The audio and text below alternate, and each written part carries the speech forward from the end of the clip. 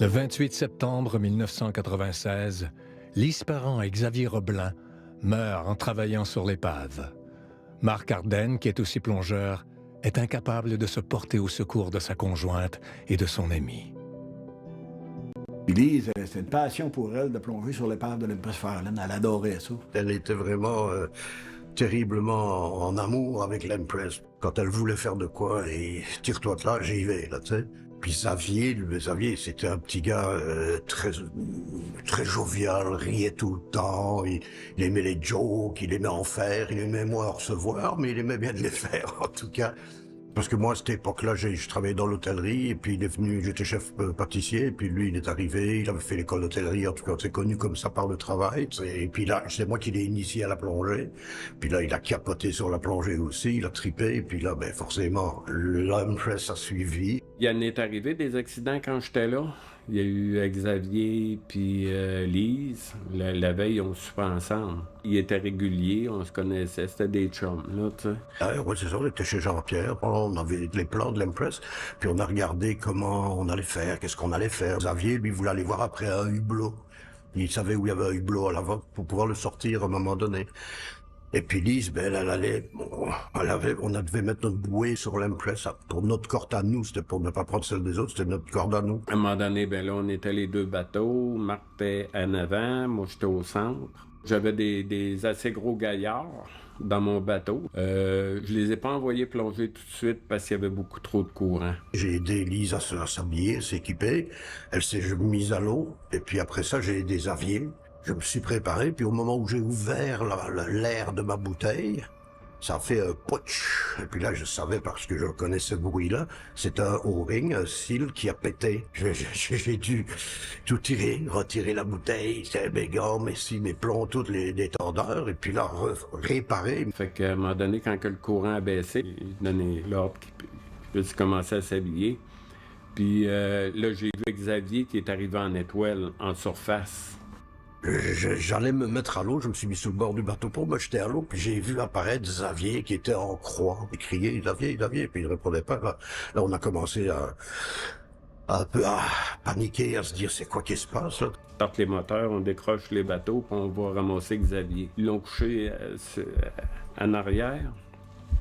Puis c'est ça, là, ça a été le dernier respire de Xavier. Je fais quoi, moi? Il faut que j'aille chercher Lise. S'il y a quelque chose, peut-être que Lise, qu'est-ce qui s'est passé? J'ai été au bateau de Marc Ardenne, parce que lui, il s'habillait pour voir ce qu'était Lise. Puis là, j'ai envoyé Réal Pichette dans le bateau à Marc Ardenne pour y aider, parce que là, il était tout seul. Il m'a aidé. Heureusement d'ailleurs qu'il était là. Après ça, ben là, j'avais averti la garde côtière, puis les ambulances, puis là, on clenchait pour Rimouski. J'ai voulu me jeter à l'eau, puis là, j'arrivais pas à m'avancer sur la corde, tellement le courant était fort, fort, fort. Et j'ai relâché, je suis revenu, je suis remonté dans le bateau, j'ai dit, écoute, j'arrive, je suis mort, là, tu sais, je me suis assis dans le bateau, j'étais épuisé. Et là, j'ai dit, oui, mais Lise, elle est là, je peux épuisée, je peux pas la laisser là. Et je me suis remis à l'eau. On était en train de dériver. Pas beaucoup, mais on avait dérivé. J'ai dit, c'est pas normal, il y a quelque chose. Fait que là, retire mon cylindre encore. Puis j'ai ramené le bateau. On a repris une autre corde, un autre mooring pour s'installer, plus sécuritaire. Ça fait je sais pas combien de fois que je me suis rhabillé, déshabillé, rhabillé. Là, je les compte plus parce que je me rappelle plus trop, mais ça a été plusieurs fois. Puis enfin, quand je me suis arrivé à me mettre à l'eau et à descendre, là, ma pensée, parce que sachant qu'est-ce qu'elle avait comme air, sachant que je ne voyais pas de bulles sortir, tu sais, il y a des bulles quand t'es dans le fond, les bulles sortent. Ne voyant pas tout ça, ça tournait, je dis qu'est-ce... rien. Et en tout cas, je suis descendu quand même. Mais je suis descendu quand même. Et je dis, il faut pas qu'il y ait rien. J'ai vu une lumière, et puis caché au bout de la lumière. Lise avait encore sa lumière dans sa main. Elle avait des tendeurs hors de la bouche. Elle était sur la tête vers le bas, les yeux ouverts. Puis là, j'ai crié bien. c'est pareil. Bon, mais j'ai crié tellement... Je sais pas, j'ai crié.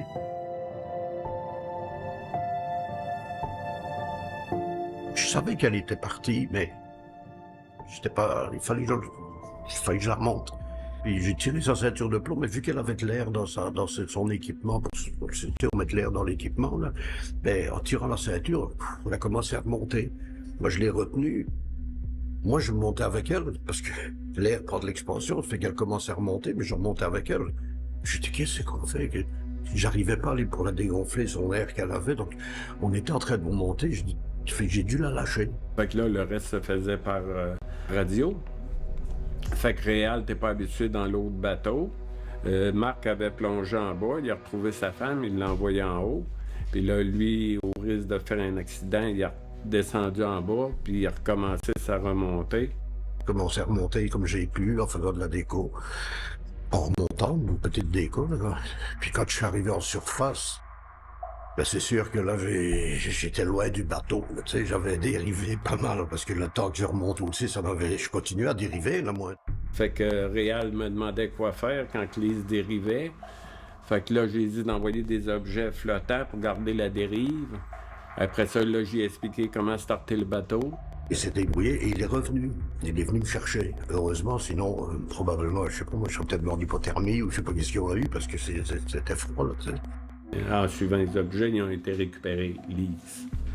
Fait que là, nous autres, on était rendus à Rimouski. Ce que j'en ai déduit, moi, suite à des recherches qu'on a fait, parce que la Sûreté du Québec, il disait que c'était Xavier qui avait aidé Lise. Que Lise avait de la difficulté parce qu'elle avait été essoufflée d'aller porter la bouée là-bas. Mais je suis pas Lise qui serait essoufflée. Je la connaissais assez, puis elle se connaissait. Elle était médecin, elle savait ses limites. Elle savait que quand elle devait s'arrêter, elle s'arrêtait.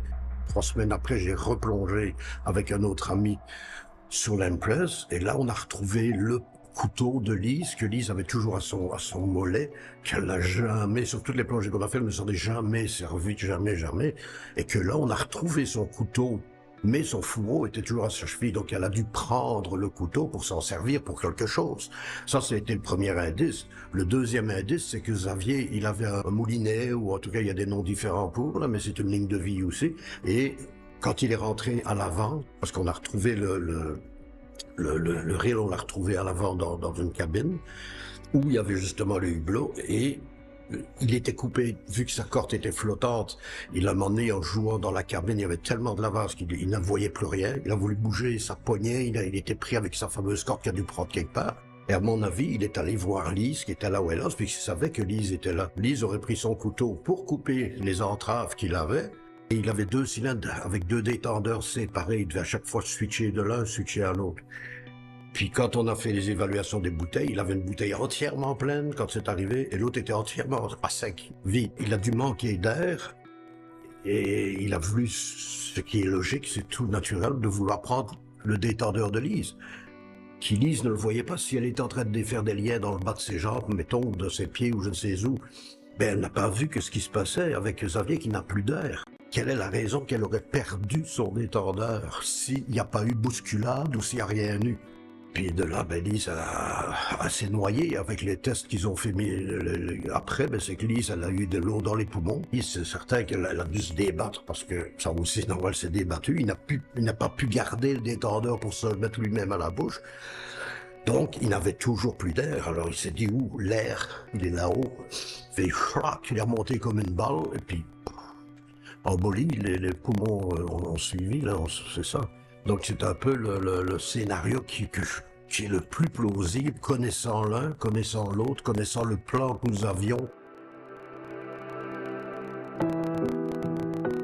Elle m'avait dit, ce jour où je meurs, j'aimerais ça que tu mettes mes cendres sur l'Empress. Je suis retourné avec le même ami, là, et puis j'ai été déposer les cendres. Ça a fait encore un moment de grosses émotions, parce que tu l'as dans les mains, tu sais, je descends avec le petit sac, là, ça paraît con, mais tu descends, puis tu mets ça là, mais c'était ce qu'elle voulait, puis après ça, j'étais content. Je me suis dit, au moins, ben, tu sais, sa passion, elle a fini jusqu'au bout là-bas, tu sais, à tous les niveaux.